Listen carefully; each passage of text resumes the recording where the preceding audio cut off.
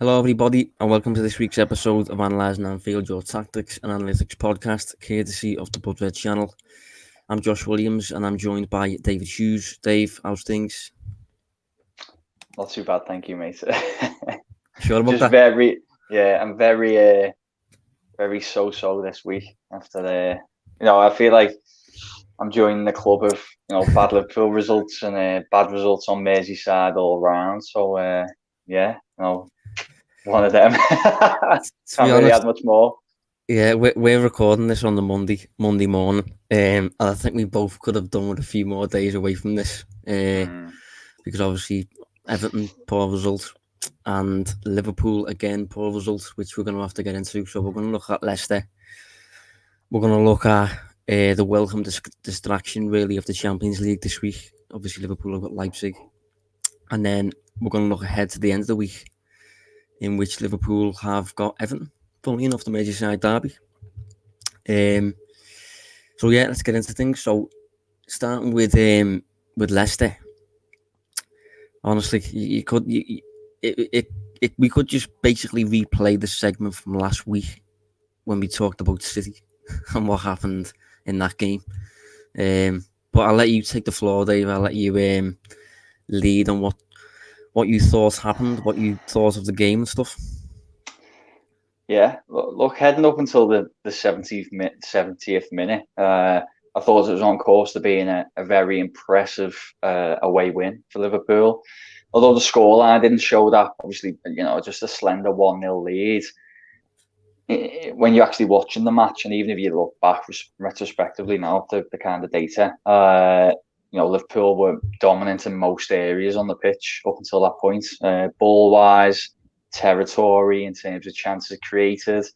It was quite similar to a lot of the games that we've seen between Liverpool and Leicester over these past couple of years since Rodgers has been there. Liverpool were by far the superior team. More so in this game. I know you alluded to City there, but I think more so this game. They were the much better side in those first 70 minutes, and then obviously wrong side of a really tight decision, which I'm sure we'll touch on briefly, even though it's not really the theme of what we do on the show. And then a mistake. Again, we'll probably touch on it where we stand on that one, and then a third goal just to final nail in the coffin. But yeah, the same when it rains, it pours. Josh, I think that's very applicable for Anfield at the moment.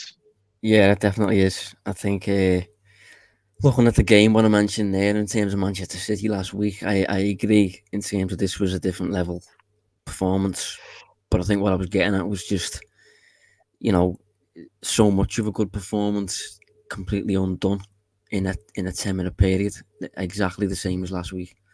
But I thought in this game, I actually thought Liverpool were spot on, absolutely as good as you can be, really, for about 70 minutes, without maybe finding the net, which we eventually did. But I went into this game confident. I always feel confident when Liverpool play Leicester. I just think it's a match made in heaven in a way for Liverpool. Klopp always mentions about cutting off the service to Vardy. That's the only way to stop Vardy playing. And that's what Liverpool seem to do whenever they face Leicester, based on like the past 4 or 5 meetings. Leicester can never seem to escape their own half. Liverpool press really, really highly. And Leicester, despite being a decent footballing team, I always think that they always struggle to escape their own defensive third most of the time.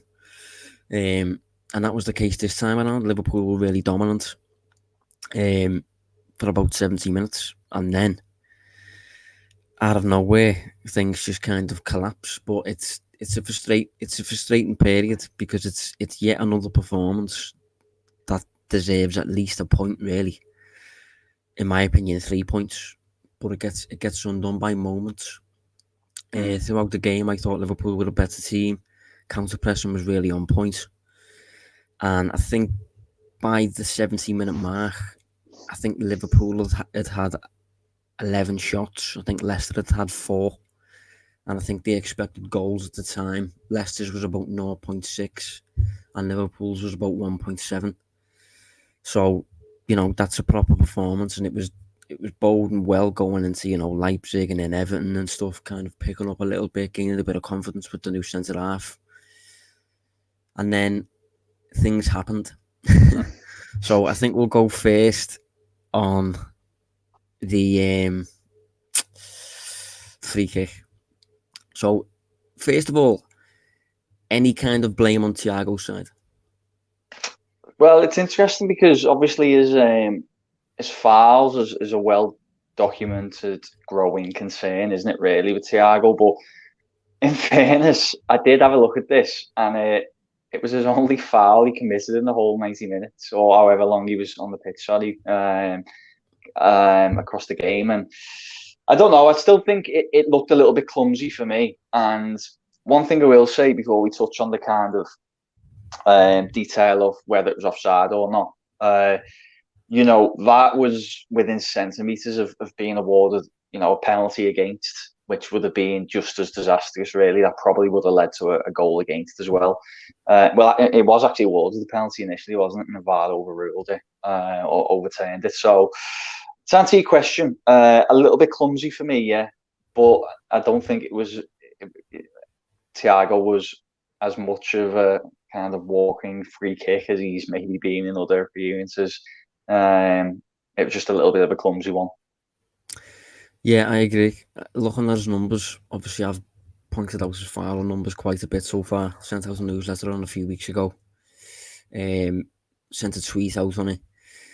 And I think the tweet was on the back of the Man United game. I think in which he committed 3 fouls. And I think on the back of the United game, he was averaging around 3.5 per 90, I think it was. Since then, despite the change in position, it hasn't really changed much.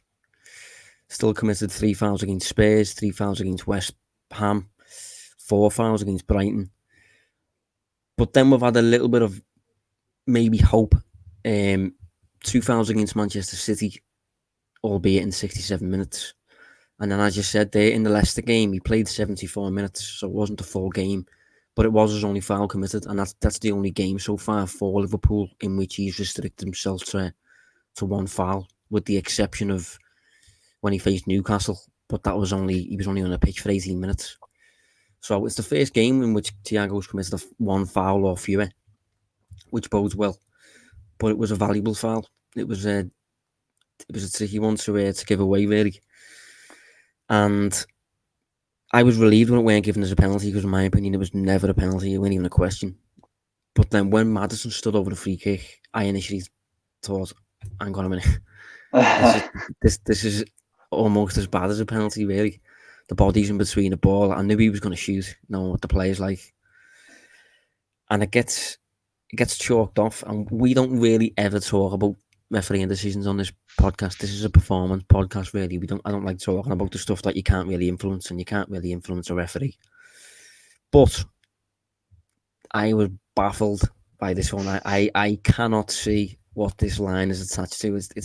For me, I know I'm maybe speaking from a little bit of bias, hopefully not, as a Liverpool fan, but for me, this is the weirdest call I've seen, because I can't see what on earth that line is attached to. It's such a weird call. Complete line in the middle of nowhere. He's deemed to be onside. I can't get my head around it. I remembered now last night. It was a bit of a ball last night. I went to bed quite early, and I'm just catching up on that message that you put in our little WhatsApp chat with it on now. And I'm having a look at it, and it's unreal. Yeah, I can't get my head around it. Really, I mean, I can. Have you got it in front of you now? The image. I'll be honest, I haven't studied it that much after the game, because I haven't, but I don't think it even needs studying. I just can't see any Liverpool connection to the blue line. It's so weird. It's Firmino's foot, isn't it? That's what it's meant to be. But where is Firmino's foot? I can't see any foot. Söyüncü's foot, right? If you look at Söyüncü's foot, and then Firmino's is ahead of that. But look, I don't want to start looking like I'm trying to stick up for the VAR officials here, because I'll get, a ton of abuse. I'm not really. I think it's really debatable as well. The only thing I just think is, you're still leaving it centimeters either way, aren't you? So it's you kind of at this point you're relying on it to be ruled out for it to not be a goal, and it all leads back to that kind of really cheap foul on the edge of the box. Yeah, it is a tough one to swallow if it is that tight. As I say, I'm looking at it now and I can see Firmino's foot, but it's just crazy that the game's kind of developed into this where these kind of ridiculous margins are offside. I think someone proposed ages ago that it should just be clear daylight between the lines, and if not, give the benefit to the attacker. I agree with that. The sport's about scoring goals, and I'm of the opinion that VAR doesn't need to go necessarily, but just clear daylight between the two lines, and that's basically it. It's easier then. Yeah, I just think it kind of summed up a large portion of Liverpool's season. Really, as I said, I'm not a refereeing type person. I try to focus as little on them as possible, because if I focused on them as much as some others do, it drive me insane, because it's not something that you can influence. You can only influence your own team, really.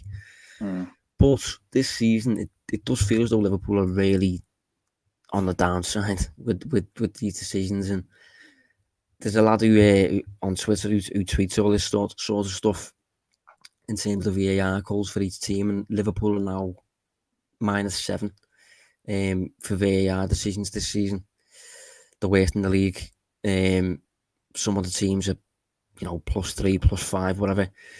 But Liverpool are -7 for the season. And you just think of some of the decisions here and there that you don't like to put too much weight in, because, again, it's on you to decide the game. If you don't get a decision, you have to keep going. You have to find another way. It's about problem solving and stuff like that. But you kind of thinking that these calls, if they've been given another way, like if for me, if that's ruled out, I think Liverpool go on and win that game, rather than, I suppose, capitulating in a way and ended up 3-1.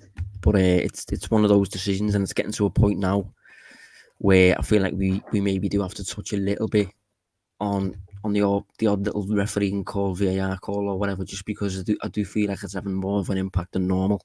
Like every now and then, if you ship one every now and then, every team does. But when you're -7 for the season and the really fine margins, it's tough to take. And then obviously after Liverpool concede that goal, the absolute calamity happens with Ozan Kabak drop kicking Alisson, or Alisson drop kicking Kabak, or whatever. But before we get into that, really, I mean, general thoughts on Kabak's debut, and maybe whose fault it was, or if we even want to go down that route, I'm not sure. Yeah, I thought he did okay. I just think we already know the football's a bit of a moments game, and that was a huge moment he was involved in. My initial thought straight away was that kind of finger pointing at Alisson. I don't know if I'm being, harshly reflecting on my bias there. Maybe it could have been, on the back of last week as well. The next game, something really daft happens again. I've watched it back a few times now, because I knew we'd probably talk about it today, and I'm inclined to now think that, knowing Alisson as well and the type of keeper he is, I think he does come for those kind of balls, in that area, sweeping in behind. I think there's two Leicester attackers coming in. So maybe it's on, if he calls and Kabak ignores it, then you do put some of the blame on him. But I don't know. I mean, I'll be honest. I'm inclined to blame both players. I think it's just something that shouldn't happen. You can kind of do the post-mortem afterwards, but ultimately it's just something that you shouldn't let happen. I guess maybe you could say, he's new into that back line and he doesn't know how Alisson works, or I don't know, doesn't recognise his call. It's really hard to say, but it's really daft, really cheap, and you can talk about the VAR goal, but I think this one is obviously the really expensive one, and the one that costs Liverpool any sort of result. I know they scored a third, but I'm inclined to think that kind of probably doesn't happen if the game stays 1-1. Yeah, it looked like a breakdown from both sides, really, to me. As you said, I think maybe if it stems from a little bit of it being Kabak's first game, with Alisson, never played with each other before. If Alisson calls, you have to blame Kabak a little bit more. If Alisson doesn't call, it's absolutely Alisson's fault. I must be honest, when I seen it in real time and the ball was kind of dropping from the sky, my thought at the time wasn't Kabak, leave it. My thought was Alisson, don't come. Yes.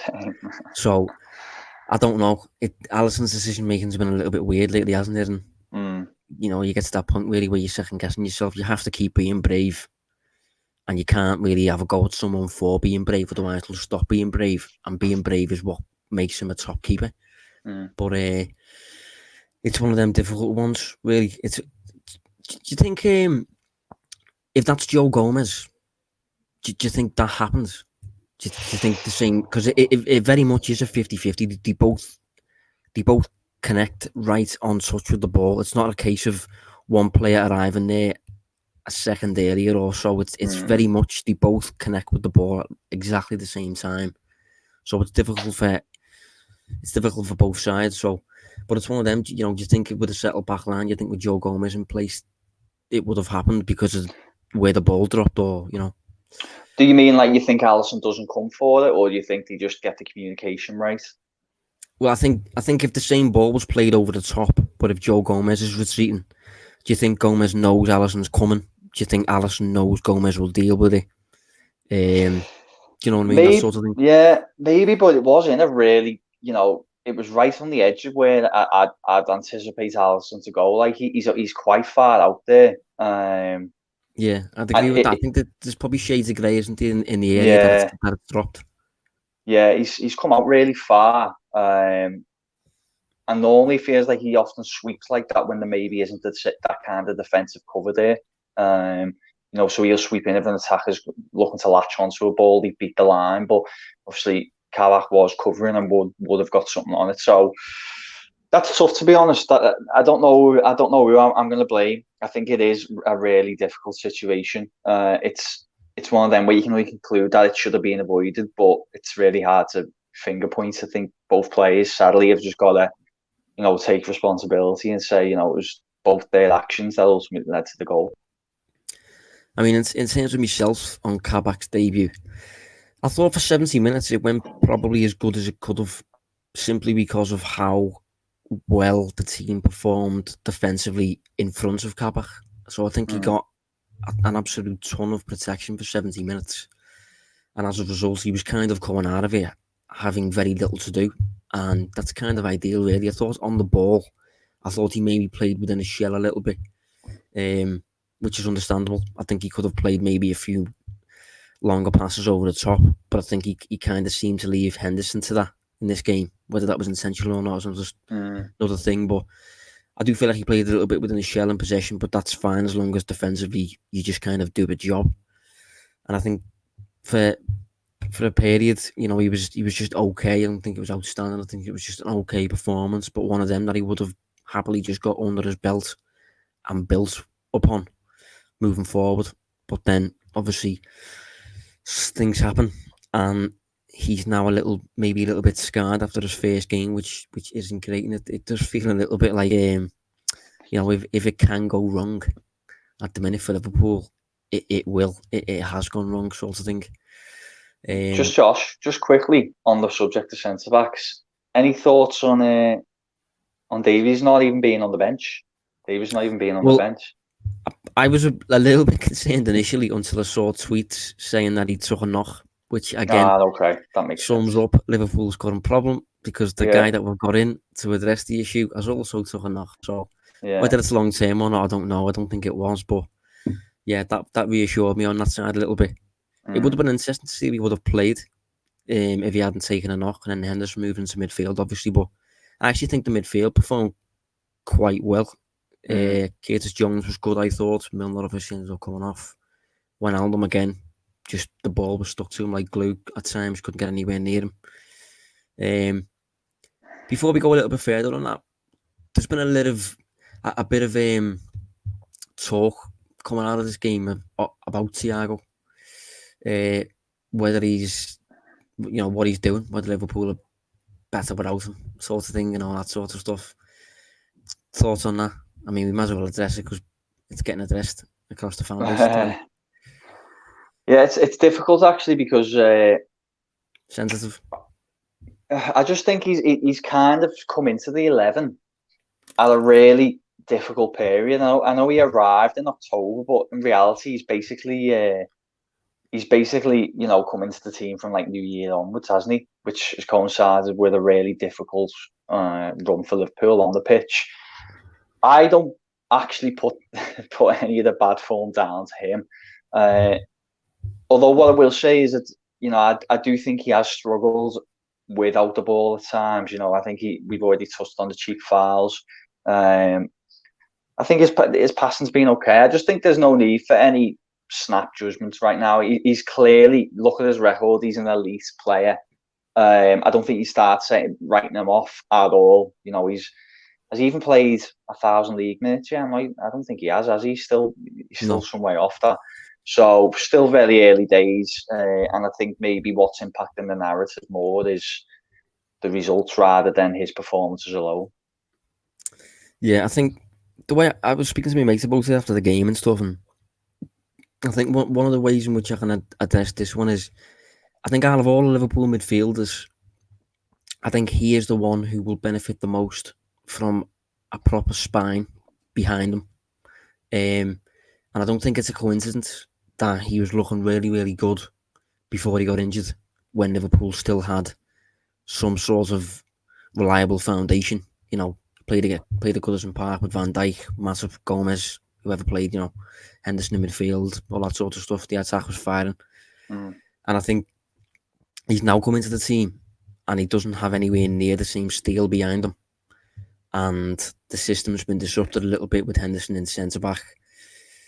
He's had to play alongside, Curtis Jones, who's learning the game still, James Milner, who's, well, knows the game inside out, really, doesn't he? But I think what I'm getting at is just, if a new signing especially is going to benefit from anything, it's going to be coming into a solid structure sort of thing. And I think Thiago has had that taken away from him in the past month or so.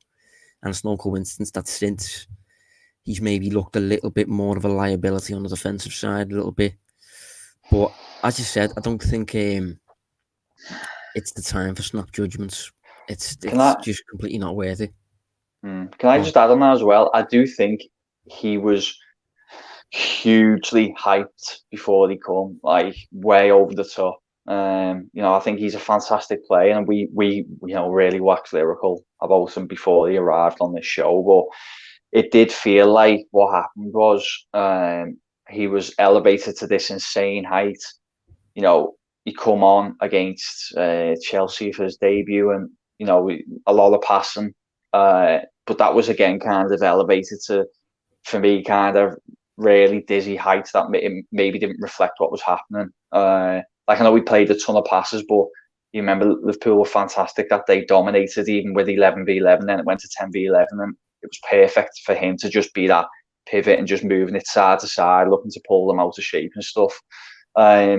And I think what's kind of happened is that's all settled down a little bit, and everybody's kind of thinking, oh, he just looks good. Like, where's this kind of, this Messi-esque midfielder that, some people who maybe haven't watched him before were expecting. And I think he's almost been a victim of that a little bit. I think once that disappears and he just starts getting measured on his own merit, then it'll kind of even out, and he'll go back to being, admired for the good player he is. But yeah, I think if people are honest and they look back a little bit, reflect on it, he was getting, elevated to a level that I don't think any player could have really met in the first few months of the club. Yeah, I think what you just said there is probably where it stems from. I think it depends ultimately what he was expecting from. I think the expectations on his shoulders across the board will have been different. Those who will have expected him to create chances, for example, will be let down because he's not that player, for me at least. Those who were expecting him to score goals, maybe even, I don't know who was expecting that, but you're wrong for expecting that, to be honest.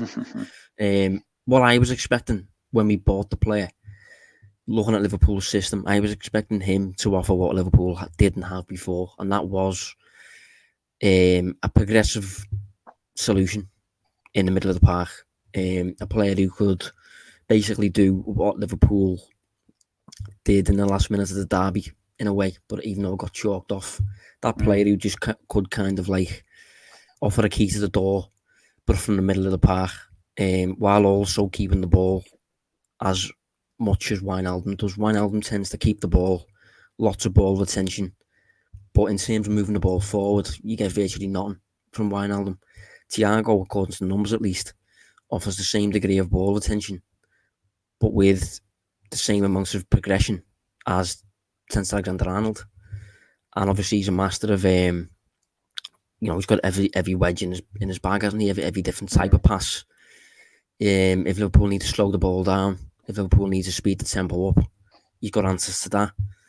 So I just looked at him when he came in as, being that player, being that presence that Liverpool didn't really have.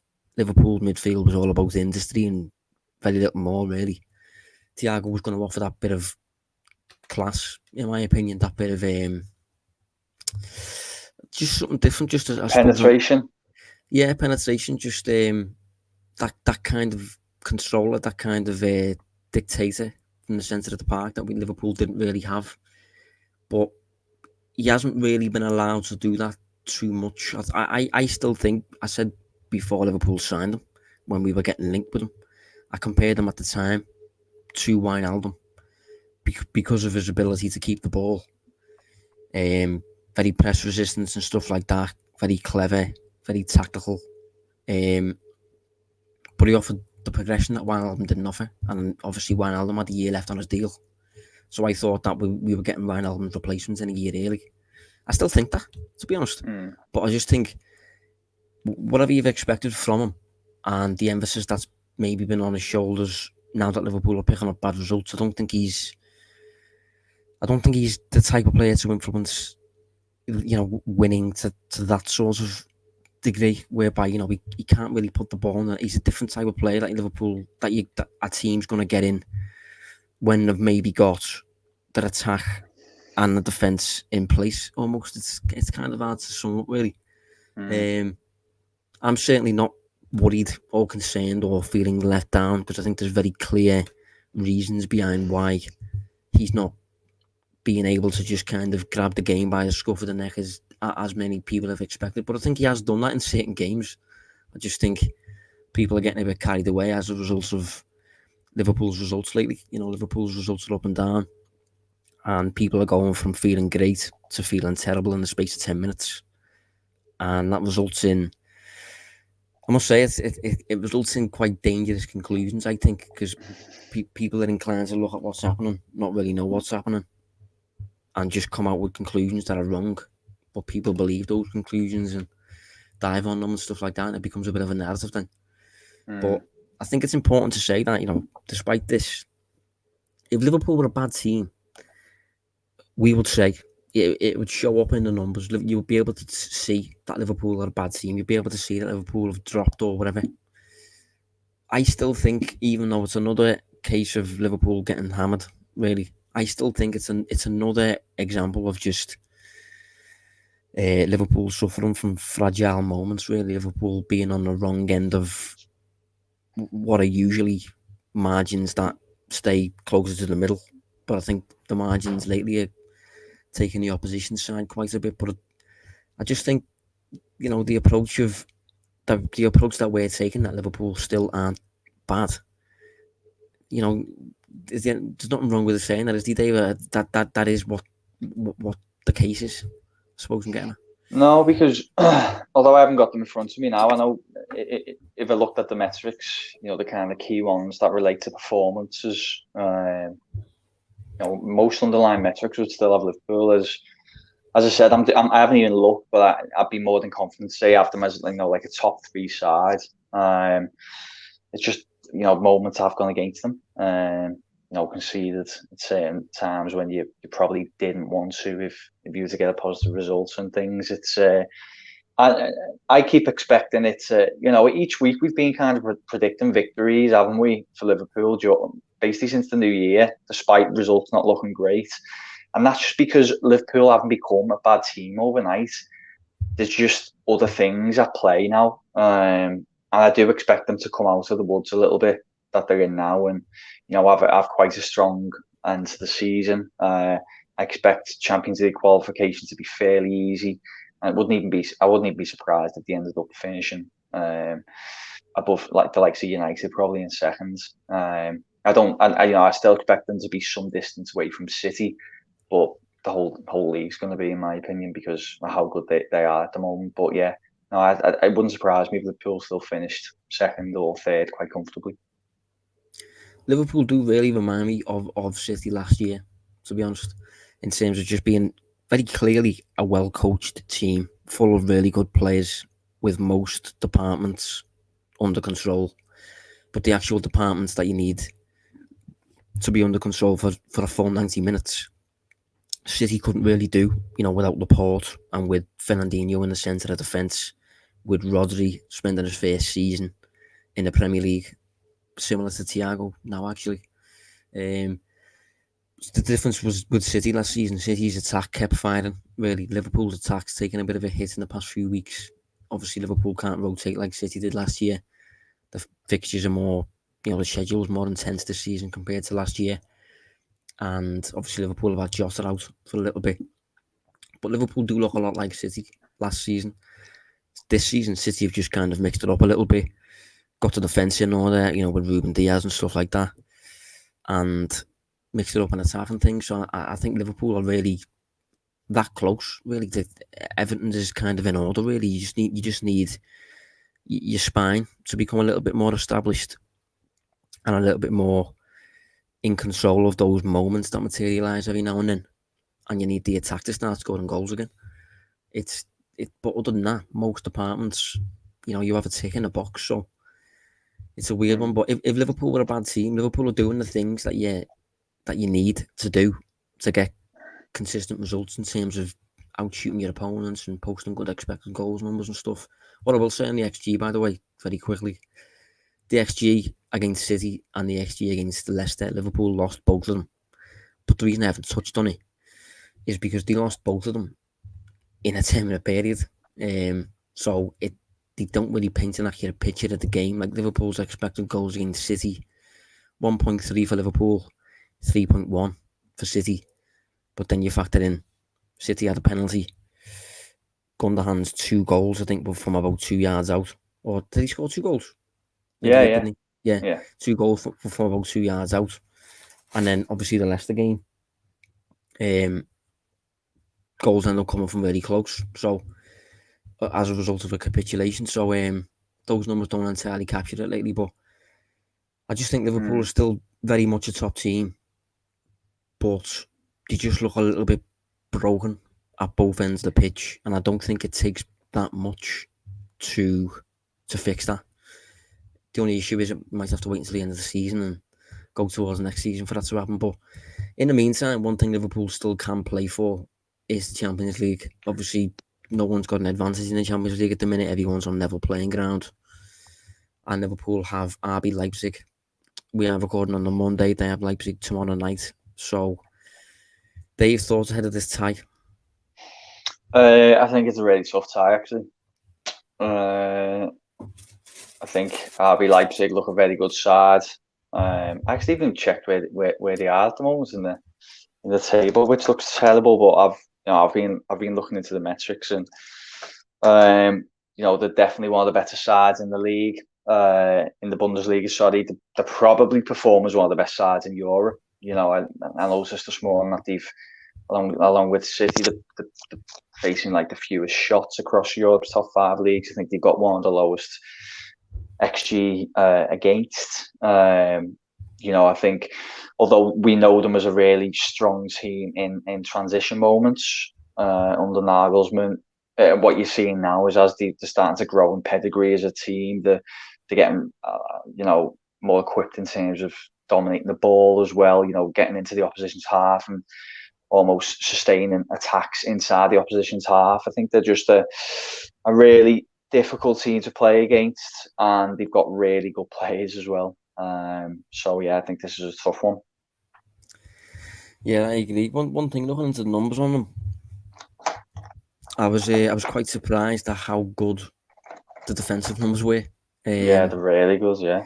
Yeah, considering that, I mean, I obviously don't watch Bundesliga every week, but you paint a picture in your head of a Red Bull team in the Bundesliga, which is quite an open attacking league. But Leipzig's defensive numbers are really, really good. Whether it'll be the case against Liverpool, against the top teams, is another story, but just a little bit on their numbers then. So for non-penalty expected goals in the Bundesliga, they're currently fourth in the table. They've got the fourth best attack in the league, apparently, according to that. But expected goals against first, and then for shots, it's the same. Well, it's a little bit better actually for shots. So the second in the division for shots per match, first for shots against, and the number of shots against is considerably better than the second best team in Germany. So they face about 7.9 shots per match. The second best team in Germany faces 10. So they're the only team in Germany facing, if you like, single figures on the defensive side. Which, takes some doing and is quite surprising. For a bit of perspective on that, Bayern are facing 10.7 shots per match. So they're facing about 3 shots more per match than Leipzig are, despite Bayern being, generally a dominant, high-pressing team and stuff like that. So yeah, a little bit surprising, and it doesn't really bode particularly well for Liverpool's stuttering attack lately. What I will say though is the way in which they defend isn't like, a West Brom or like an Atletico Madrid last season. They're a bit more proactive than that, a bit more inclined to press. And for pressures, for example, pressures in the Bundesliga in the attacking third, they currently rank second behind only Bayern Munich. So only Bayern Munich have pressed the ball in the attacking third more than Leipzig, which again captures their tendency to press high up the field. But obviously they've got it in check. They've obviously got a good defensive pairing in Dayot Upamecano, who sadly has recently signed for Bayern Munich at the end of the season, so we can check him off the list, and Kanate as well. We've got a good partnership with, so it's going to be tricky for Liverpool's attack, Dave. Yeah, it is. Yeah, obviously the thing is as well, a lot of these players have come through the Red Bull system. Whether that be at Leipzig or they've kind of come through Salzburg, or and I think I'm right in saying Adams come from New York, didn't he? If I remember correctly. So it's a very aligned system. So things like the press and that you talk about, this has been massively drilled in them for many years. Obviously there's always going to be marginal tactical differences between, I would say, like Jesse March at Salzburg sets a team up compared to how Nagelsmann does at Leipzig. But it's going to be really difficult to bypass, and I think a lot of that does kind of tie in with those really good defensive numbers. But even if you do get into their half, they've got really good individual defenders, good systems, and it's really difficult to bypass. So it will be difficult for Liverpool's attackers.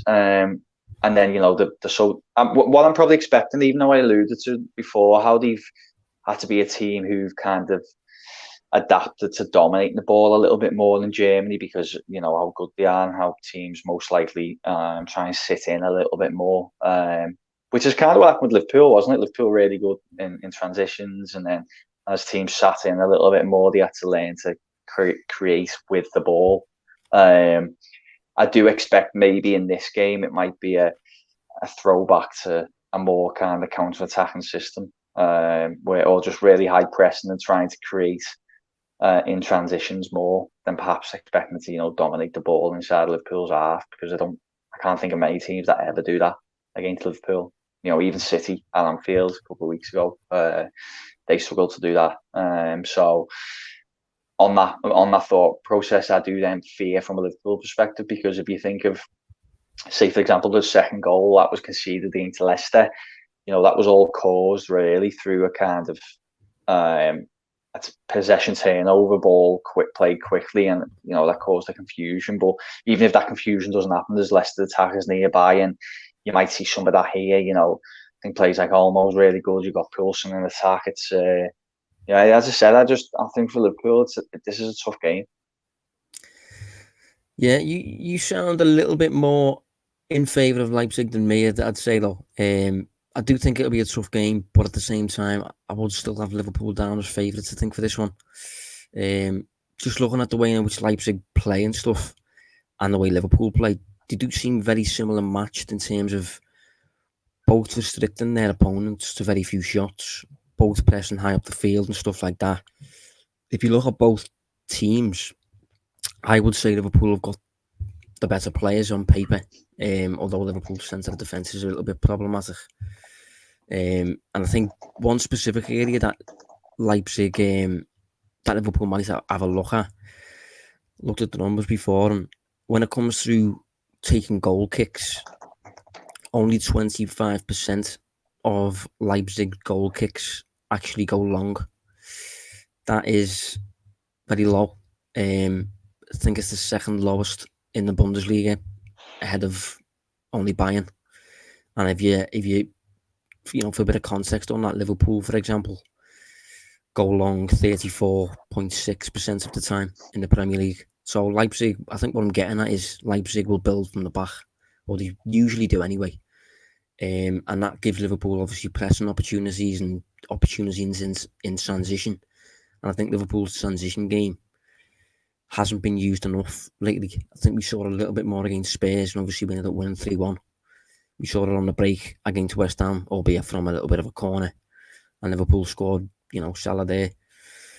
And I think in terms of the stylistic matchup, I don't think it shouldn't materialise as a case of Liverpool dominating all of the ball and again trying to break down a block. It shouldn't go that way. Hopefully it doesn't, because if it does, I feel like it ends up working out worse for Liverpool. But I think, although Leipzig clearly a well-coached team and stuff like that, good players and things, I do think stylistically it kind of is two teams coming up against each other, both trying to play the same way, really, and the team that plays their way better should win in a weird way, if you see what I mean. Yeah, I think just to go back to the start of your point where you said it seems like you're leaning more towards Leipzig. I agree, it's a very, very similar matchup, and I think if we look back to when the withdrawal was made, it was actually the other way around, where we acknowledged this similar matchup and said that Liverpool tend to win these matches against similar opponents. That goes back to when we talked about the game against Salzburg, although admittedly Liverpool are better players than Salzburg. But the reason I'm leaning more towards Leipzig this time is purely to do with the form each team in. Liverpool 3 back-to-back defeats. Okay, the performance was a lot better against Leicester and wasn't too bad against City, but I do think confidence will be a little bit lower. Leipzig are coming into it on the back of 4 wins. One of them come in the cup, but they beat Leverkusen there, Schalke, Augsburg. They beat some decent sides, and I think I'm just having a look now. They've lost 2 games since the turn of the year. One was the Dortmund, the other one was a bit of a shock to Main. So I think the reason I'm leaning more towards them is just I think there'll be a little bit more confidence, and that's it. But equally, it wouldn't surprise me if Liverpool kind of come out on top on the day as well. Because they do seem to be performing better and maybe on the cusp of getting that big result, and it could come in this game. Yeah, they seem to be, just looking at the tactics here, they seem to be fairly tactically flexible. This season, the 2 main systems have used 4-2-3-1, 35% of the time in the Bundesliga, and 3-5-2, 22% of the time. And it actually, in terms of the goals that they actually score, obviously we've just provided a bit of an insight into the shots and the expected goals and stuff, but in terms of the actual goals that they score, they're only joint 8th in the Bundesliga for goals per match, excluding penalties. And another little, I suppose, interesting nugget is they've actually won the fewest penalties in Germany this season. They only won 1 all season. So I think we're probably safe in that department. But then again, on the defensive side, they've conceded fewest goals per match. So yeah, it's weird. I don't think it's that dissimilar to Liverpool facing Leicester again. It feels a bit like facing Leicester again, but in terms of the level of player, the intentions to build from the back, the attacking nature, all that sort of stuff. The way Liverpool will be able to press them. I don't think Liverpool will dominate as much in terms of the territory and stuff, but it feels like a similar game. And I think if Liverpool were to perform in the 70 minutes that they did against Leicester for 90 minutes against Leipzig, it should be taken care of, really. But you just can't predict those complete random moments that Liverpool seem to suffer from lately. And the problem is, because of the lack of confidence, any moment that gets suffered, everyone seems to kind of really feel it, and it kind of fits with the theme since Christmas that the world's against us.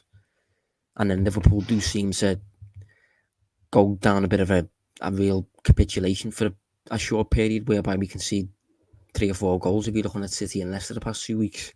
And you can't do that in the Champions League. You need to stay within a goal, really, in a knockout tournament. Yeah, because that's it. If you do what you did against Leicester, picture that was the first leg of a 2-leg tie. You'd be in a whole world of trouble, really, wouldn't you, for the second leg? So it's they're quite long battles, these 2-legged matches, and that is something that's going to be tested. I think if you go behind, can you keep your head a little bit? Can you maintain the performance level? Because I think these are the type of team that could really punish if you were to start losing your head a little bit as a team. So we'll wait and see. But I think I think it'll be a good game at very least. From a neutral point of view. But I just can't call it. As I said, I'm leaning more towards Leipzig, which is quite rare for me to be backing against Liverpool. But I could have my eye wiped and I wouldn't be surprised. I can't call it simply because of the moments that Liverpool are suffering from. Like they're completely random. You can't predict a goalkeeper coming out and killing his teammates. It's just completely random. So, but before we move on to the Blues, we are going to put a prediction in there. So, Dave, thoughts?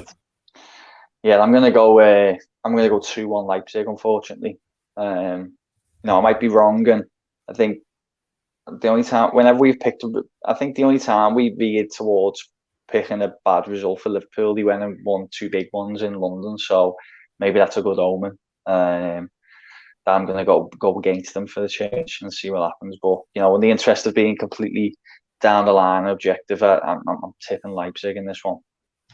Yeah, I'm interested to see how the matchup plays out, how both teams perform and stuff, whether Liverpool do really dominate the ball or whether they want to play more on the break and stuff. But I'm going to go 1-1 with this one. I don't think Liverpool are out of this by any means. I think Liverpool can win this. I was going to say comfortably, and not comfortably, but I do think Liverpool can progress here. It's realistic and stuff, but it's them moments you just we need to stop making these individual errors. A lot of the time they're unforced. If Liverpool don't make one of those errors, we can win the tie fairly comfortably, I think. But I'm going to go 1-1 with this first leg. Both teams feeling each other out and stuff, and yeah, it'll be quite tight, I think, maybe. But in terms of Everton, Dave, what happened to Fulham?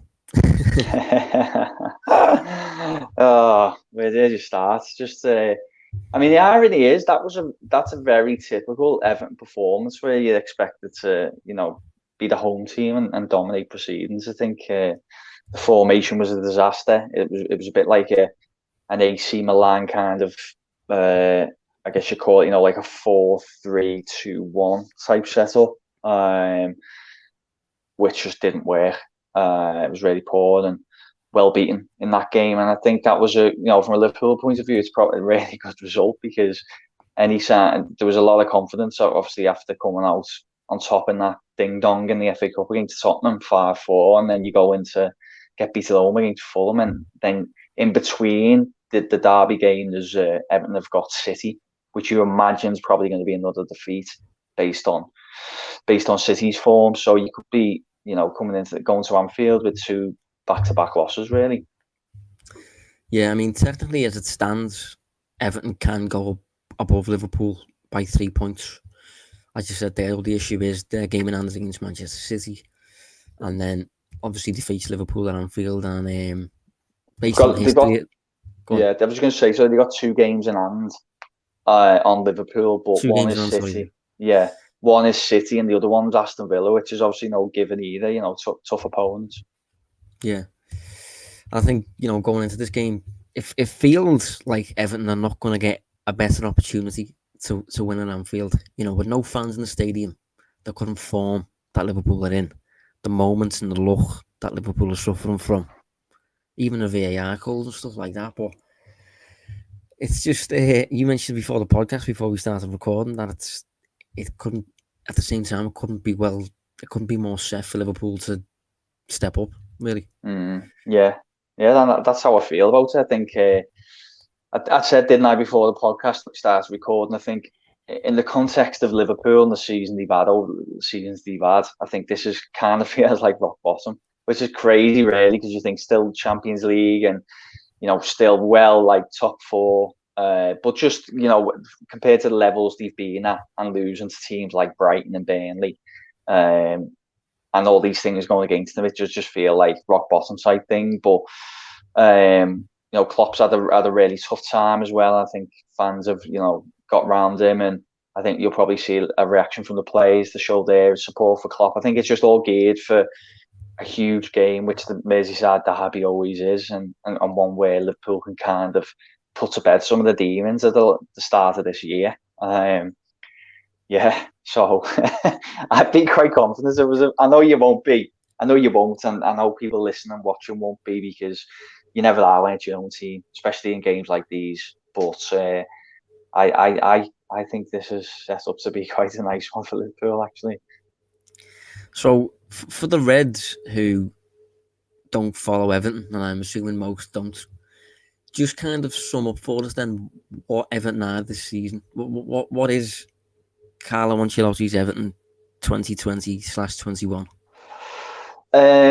Really tough to answer, actually. They seem to be. It's weird if you look at all the underlying metrics, which is what we focus on. They look a very medial team. They look very kind of mid-table-ish, which might be a surprise, really, when you look at how they've been performing in the league. But little things they've just managed to get in their favour. They've been really good from set pieces. They've scored 11 set piece goals this season, which accounts for roughly a third of all their league goals so far this season. I don't think anyone's scored more set piece goals. And they've just had the little things like set piece goals, or little moments of magic from certain players. I think Everton have got a couple more match winners than what they've had in past seasons. So James Rodriguez, for example, he can kind of pull moments out from nowhere, really. He scored a fantastic goal against Leicester. He scored a really good finish against United Old Trafford. Both of them ended up leading to positive results. But a lot of the games have still been in the balance, and Everton been doing enough to tip them in their favour. I think they've got 11 league victories so far this season, and 8 have been by a 1-goal margin, which kind of shows how tight they've been. And maybe if Everton were having some of this bad luck he was talking about there with Liverpool, then it could have been a little bit of a different story. So yeah, I mean, this sums it up, to be honest, Josh, before we touch on it from a Liverpool perspective. But there's only 3 sides in the league with a better away record than Everton, and there's only 4 sides with a worse home record. So to the team who like to go away, I think they prefer to be underdogs. I don't think they quite know how to be the dominant side yet. So, probably from an Everton point of view, actually going to play Liverpool away is a game that probably suits them a little bit, in that they can kind of sit back a little bit more, remain quite compact, and then be a danger on counter-attacks or from set pieces. Yeah, it's funny that stat that you just come out with there, that 8 of Everton's 11 wins have been by a single goal. I actually sent me mate that stat last night. Oh yeah, Andy, actually. So you know him, Dave. yeah, no, Andy, yeah. So yeah, I sent him that because he's a bit more old school, a bit more traditional with his perspectives on the game, and I think what he said was a win. A win is a win. They was his exact words, and he said Everton have basically improved in that department, their ability to get to win, basically, regardless of whether they're playing well or whatever. And that's a bit of a concern, I suppose, from my perspective for Liverpool, because I do think this season Everton they've demonstrated an ability really to win when the margins are really really fine, and they've been doing that, as we said on the Analysing Everton podcast a few weeks back, through the odd set piece really. Liverpool obviously haven't got that threat this season, the set piece threat, and defensively obviously we haven't got Van Dijk clearing them. And if the match is tight, if Liverpool don't get much of a breakthrough, it does feel more set up than ever really for Everton to kind of snatch it. And if they've proved that they're good at anything this season, it is snatching wins like that. But as you said there, according to Everton's performance numbers and stuff, they do look like a very beige team in a way. I think the performance numbers across the board are just okay. They've got a goal difference of +4 so far. Aston Villa are beneath them on +12. Spurs are beneath them on +11. Then you've even got Arsenal on +6. So it kind of captures how Everton are 7th in the table, and you can climb even higher than that. But it's arguably in a way that is, you could argue unsustainable. If you look at their expected goal difference per match, on the back of the Fulham game, they're now in the negatives. Only just. I mean, it's pretty much even par, minus 0.13 per match, which is, as I said, virtually level par. But that kind of means that when Everton go into a game, it is a bit of a flip of a coin as to whether they'll win. Obviously, their set pieces put a little bit in their favour and stuff, but that's the kind of team that they've developed into. And obviously, the players that they've got this season, I think, are more capable of producing moments. Specifically Calvert-Lewin is able to snatch a chance when it comes his way, which Alisson's obviously a really good player. James Rodriguez was really dangerous, and I did not enjoy watching him when he played Liverpool at Goodison Park. And obviously, as I keep touching upon, you've got the set pieces. So it's a tricky game for Liverpool, this one. It's not one that I'm looking forward to. And the way you said that, you're never really confident when it's your own team.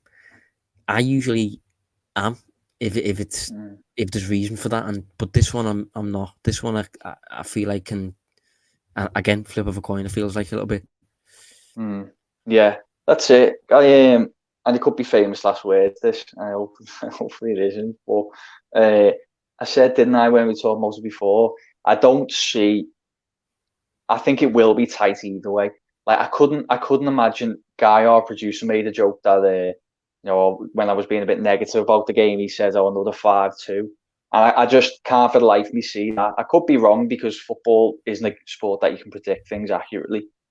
It constantly proves you wrong. But I don't anticipate a hammering in any way. I think it will be a really tight game, and it may just be those moments again. If we talk about if Liverpool make a silly mistake and Everton capitalise, or if what you got to remember is, even though the attack's not being great for Liverpool, if Salah just produces an elite moment. I thought at the game at Goodison, that finish that he had for the second, where Mina half clears it, and I think he hit it on the volley, didn't he? Bottom corner, keeper couldn't get near it.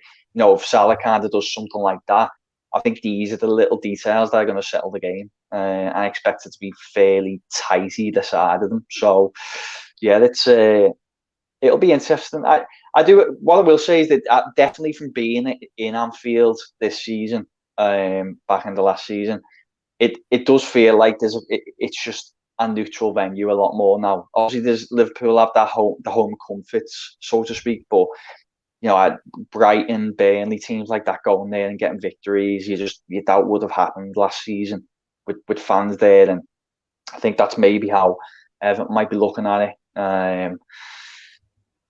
Tough one, Josh. A tough one. I'll be glad when it's over.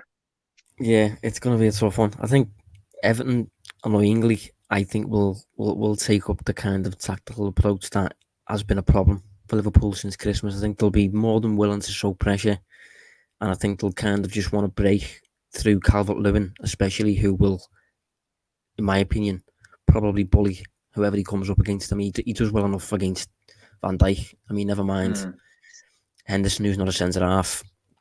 Kabak, who, to be fair, does like a fight, but maybe will not be the shrewdest when it comes to those fights. A little bit like Lovren. Yeah. So, yeah, it's a tricky one to preview, but we've hit the hour mark for the pod, so we'll probably have to preview this one now, Dave. So, where are you going with? Unbiased? Yeah, I'll be honest. I think Liverpool are going to win. I do. I'll probably get a lot of stick off this if any Everton related people see it, but I do. I just think, I think it's setting up to be a kind of game that Liverpool can bounce back. You could argue it depends what happens against Leipzig, but yeah, I think it's probably going to be maybe a 2-1 Liverpool. I hope you're right. I don't. And before I mention my prediction, I think I'm going to have to caveat that. I will say that, in any game, going into any game, Liverpool can absolutely dominate from start to finish and win the game. But I'm going to say 1-1 for this one. I don't think it's going to be better suited ever for Everton to pick up something at Anfield. There's no fans in the ground. Liverpool are a wounded animal. Everton can get us on the break, and Liverpool can't really break down a block at the minute. So I'm going to say 1-1. Hopefully, Dave is correct. I'll be reminding him that he's correct next time we come on if he is. But yeah, thanks for joining us anyway, mate. Cheers, mate. Nice one. And we will be back next week to hopefully talk about some wins. So see you then.